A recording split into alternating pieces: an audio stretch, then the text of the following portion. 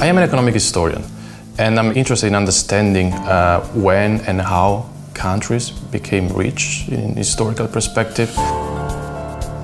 And in particular, I'm interested in understanding when and how countries became innovative. In the last 10 years, the literature has shown that differences in cultural traits and economic attitudes today can be explained by historical events that happened centuries ago.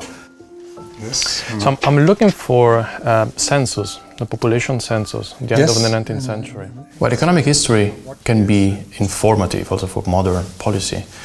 Because through economic history, we can, for example, understand why some policies are more or less efficient in different contexts, or why policies can be easier or harder to implement in different countries. But more in general, through economic history, we can understand which are the deep factors that determines whether a country grow or a country will stagnate in terms of economic outcomes. Yeah, what I've been studying in the last years is like the public provision of mass education in Europe at the end of the 19th century.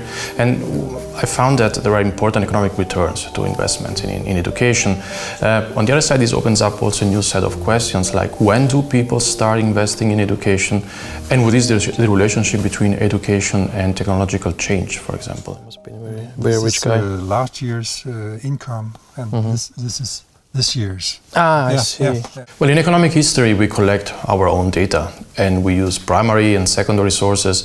Examples of primary sources are contemporary census data or original manuscripts, which we find data on prices and wages, for example.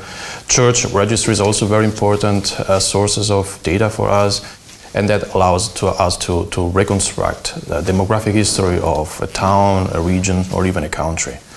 Then once we have our own data, then we can apply state-of-the-art statistical technies in order to distinguish between just simple correlation from real causal effects.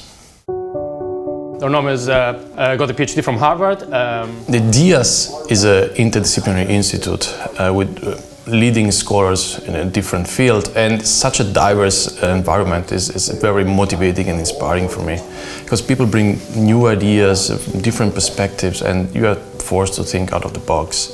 On the other side, I'm also working at the Department of Business and Economics at SDU, and this is a great research environment, because there's a large group of people working in economic history, and then opens up like potential for collaboration and exchange of ideas.